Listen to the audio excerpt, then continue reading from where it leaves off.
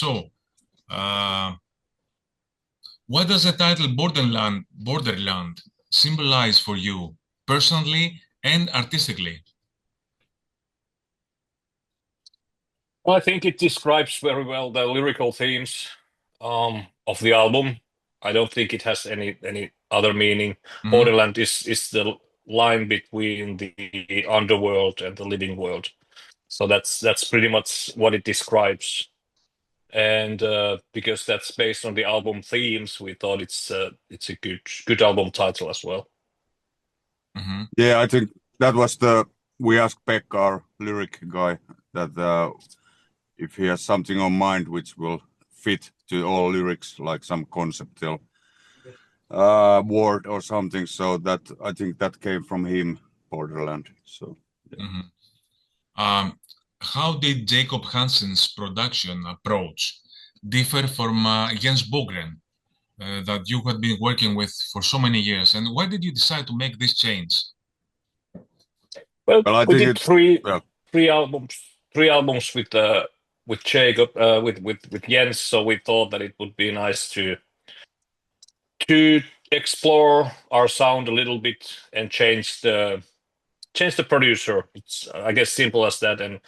And we spoke with Jens about the idea that we're probably going to switch for another producer because at the time when we did Halo, Jens was already really a lot involved with his Booker and Digital software company, and he wasn't that sure if he will continue making that more albums in future production wise because the productions we've done with Jens they're always been quite massive and took a lot of time, so he understood it totally, and then we checked some options and ended up with Jacob Hansen because he's the albums he's produced and mixed are really good sounding and perhaps the way we wanted to Amorphis to sound as well.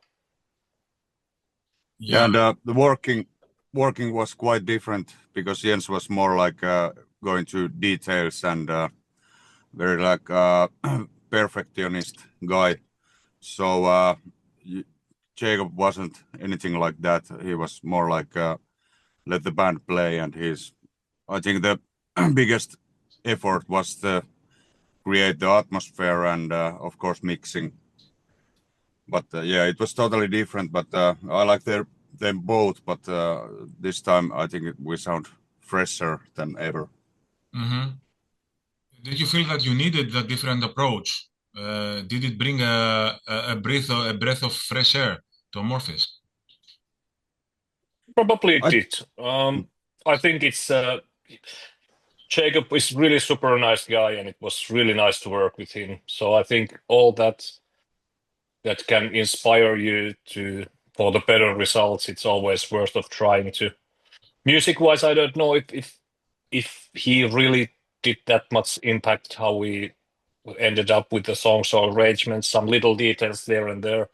But I think overall he did a really nice session for us, and I think in that way he inspired us to make this kind of album what we now did.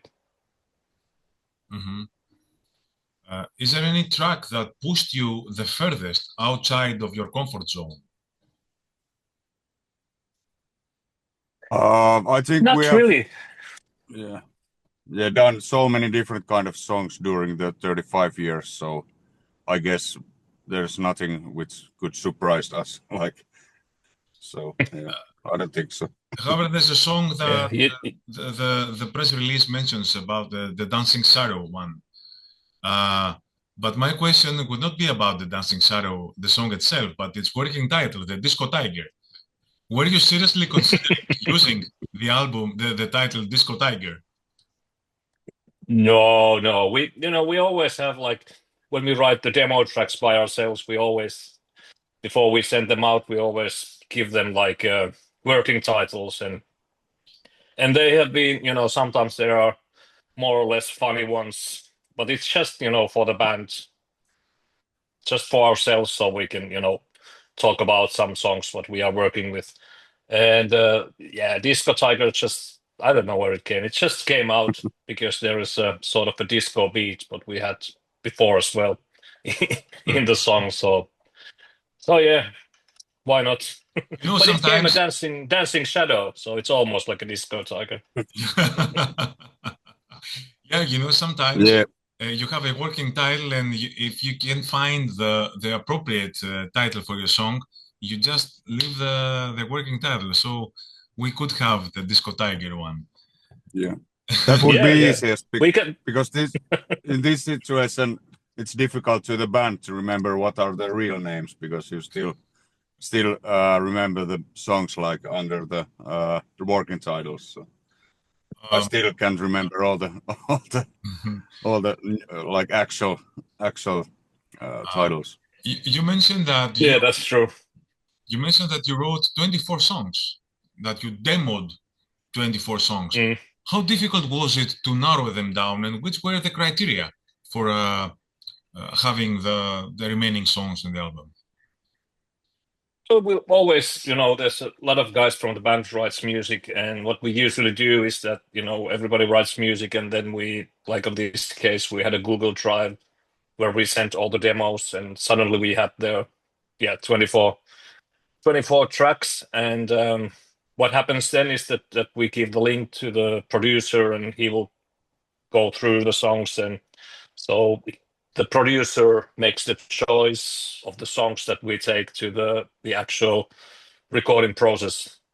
So that's how we work, and there is a lot of authority that we give to the producer because we don't want to argue inside the band what songs we are going to take for the album session, because that's like the endless endless madness. Everybody has their own favorites and so on, but that's how it's been with Jens, and now with Jacob. That's sort of the producer decides the songs. He has to see the bigger picture, what the album is going to be like, and then then we start to work from there.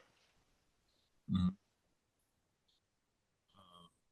In my opinion, Borderland is your most, I could say, accessible album so far, without losing your identity, without losing your signature sound. Do you believe that so? I think after the Halo album, I think it feels to us as well more like a kind of band-oriented album in a way. Like we didn't use that much like orchestral things. If there is some, or there is some, but it's more like hidden and like in the background. So I guess it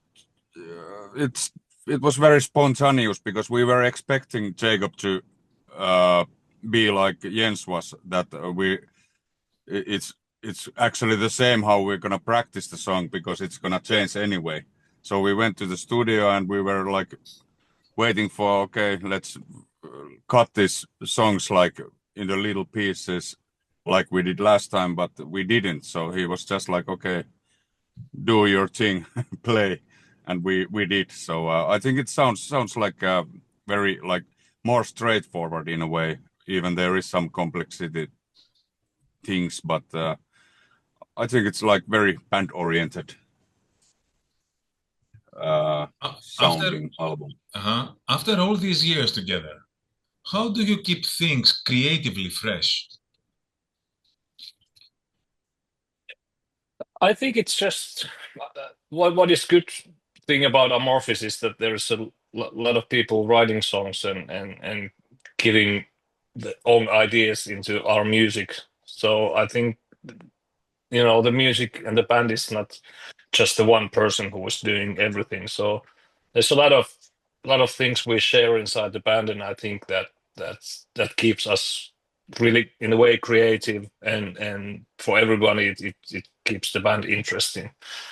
And for sure, when there's when we start to think about the recording process and the next album, it is a long process. Like on this time we started to write the music, I guess mostly early 24, and we had our first Zoom call with Jacob Hansen about the production in January 24, and we started to record January 25. So it was like we did a lot of shows with Amorphis last year as well, but there was a lot of planning and writing songs and rehearsing songs in between.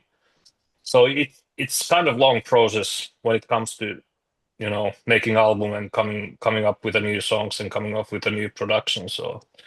So obviously you have to be creative, and I guess it comes from the timelines.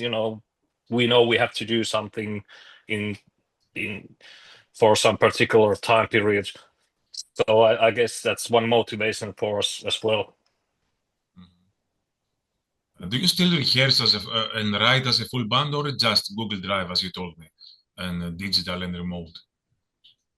Yeah, it would be nice to tell that we all go to jam to rehearsing But it's place not true. come up with the songs, but it's not true.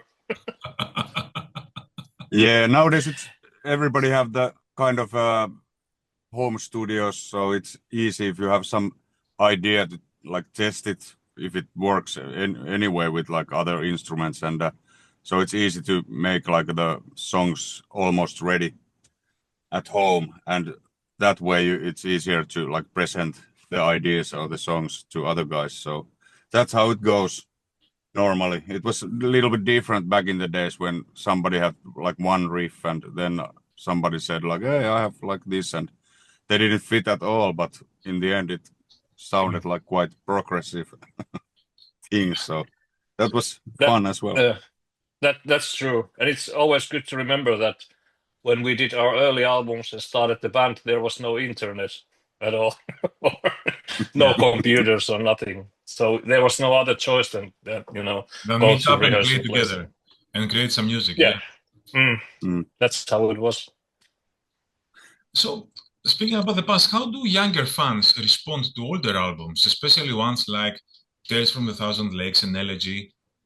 How do the younger, because you have lots of young people attending your shows, which is very good for the band itself after so many years.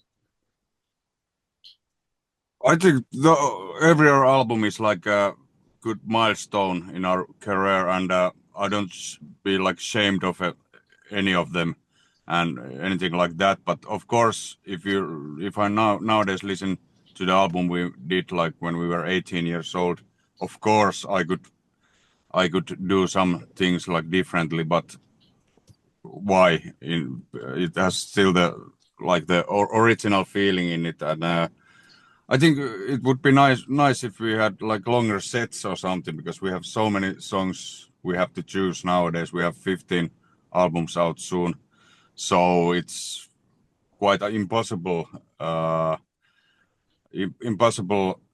thing to do, to like trying to make the best set list which would like satisfy everybody. So it's very difficult, but I still enjoy to play old stuff as well as new stuff. And the fans, how do they react? Because you have many young fans. Yeah. How do they react to the older stuff? Well, some of them, of course, knows the whole history of Amorphis, but of course there is some like, especially in Finland, when our like I think our fan base is kind of wider. I mean, there is like people who are listening totally different kind of music than heavy metal, but they are listening to Amorphis. So I think they can be a little bit shocked if we just put out some crawling stuff. But I guess everybody who's attending our show should know better, like still. But I think it fits very well anyway. We're not like, if we play the songs live, I think older songs, we have the same sounds with every songs in a set list. So of course it melting a little bit more together in a concert experience. Yeah, however, the vocals are still harsh. I mean, Tommy might not growl so often, but you definitely have harsh vocals. So what's the hardest part about balancing clean and harsh vocals within an Amorphis song? I think it's usually up to Tommy how he arranges it, because if we write the music in the band, Then Tommy starts to work with his vocals and vocal arrangements.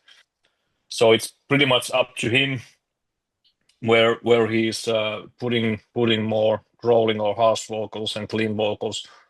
Usually we can pretty much guess where it is, and if there's like a straight verse or chorus lines, you can imagine that he's going to do some clean choruses.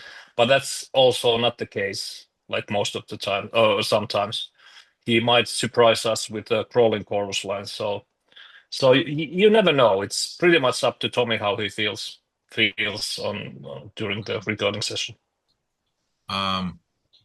You have been a band for 35 years.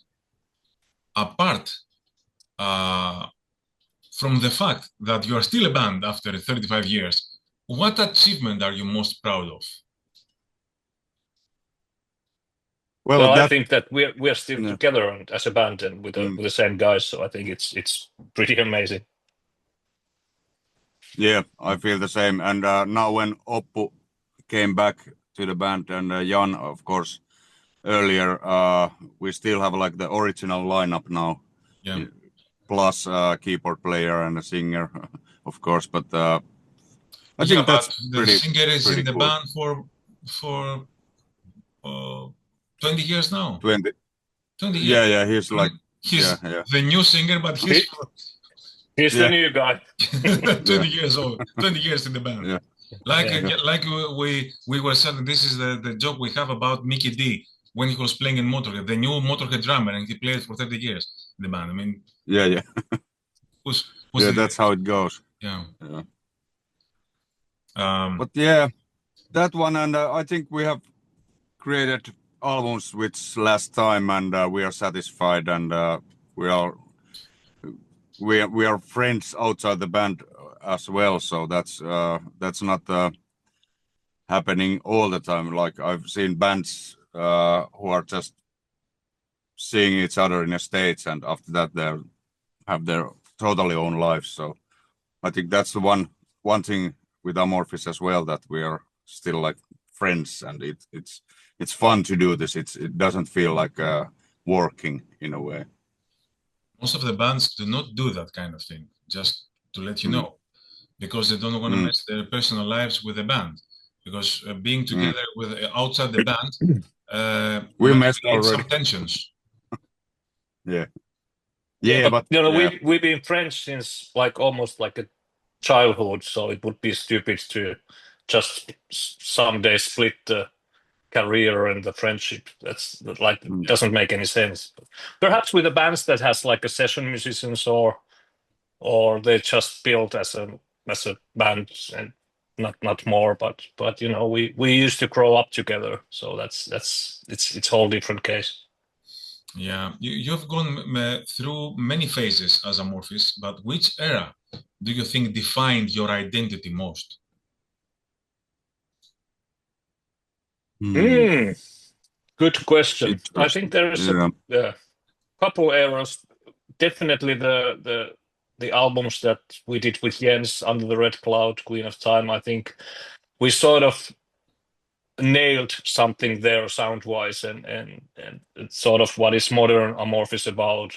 But of course, back in the days, like Tales and Elegy and Eclipse, Skyforger are like the albums that really has the sort of Amorphis elements in there. So yeah, but that's perhaps it describes our band, because we always try to evolve ourselves somewhere, and it's nice to see that we have this old 90s era and 2000 era, and now we have this, I don't know what era this is, like the elderish modern era.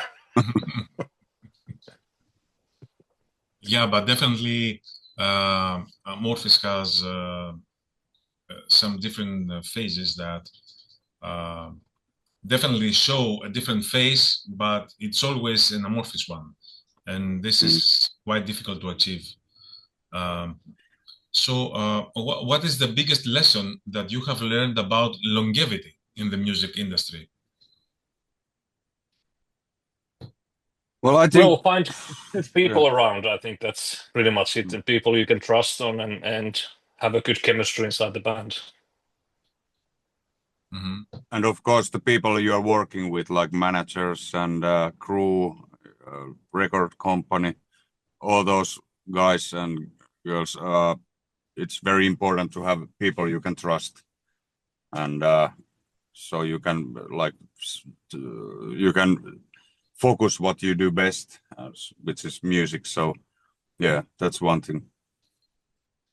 Fantastic. Thank you very much for your time. Thank you, Sakis. Nice talking. Thank you. Before